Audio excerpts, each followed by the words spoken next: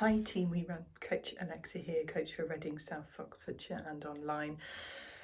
I have been talking, and I think it's one of my privileged positions that I'm in as a running coach. I've been talking to quite a few runners over the last week or two about pooing.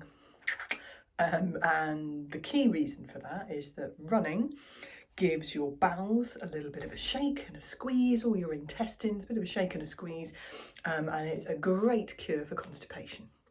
But it also means that if you're not constipated, just giving a kind of normal healthy set of bowels a bit of a squeeze, a shake and a squeeze, means that you might need to go for a poo. So a few little things that, themes, I guess, that might help with that if that's something that you're struggling with a little bit. And also, you know, a bit of, again, self-experimentation that you can do with this and around the impact of different variables on you. So we're trying to avoid, I guess, before we're going for a run, particularly a longer run where we're getting more shaking, more squeezing, we're trying to avoid too many other factors that might also be speeding up the transit of our food through our bowels. So we're already speeding up with running. We don't want to add that on to loads of other factors that are going to speed it up. So one of the things that, you know, they talk a lot about in healthy diets is having high fibre foods, great for our digestion, but they also speed up digestive transit. So it might be worth, if you feel like you're having to stop a little bit more than you'd like on a long run for a poo, to cut down on the amount of fibre you eat, maybe the day before and possibly even the morning of. So sticking to lower fibre carbohydrate foods for fueling night before, morning of a long run might be a good idea. Also thinking about the fat content and the spiciness of the foods that you eat, particularly the day before. We're normally, if we're thinking about a long run after breakfast or lunch, not normally eating really high fat breakfasts, generally fry-ups.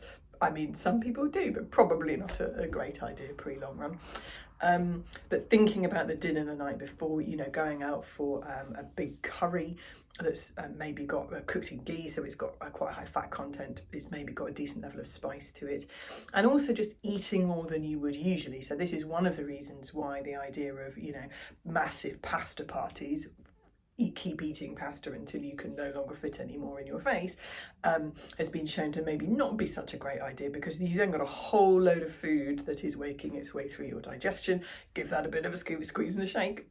And with that higher food volume, you're more likely need to stop for a poo as well.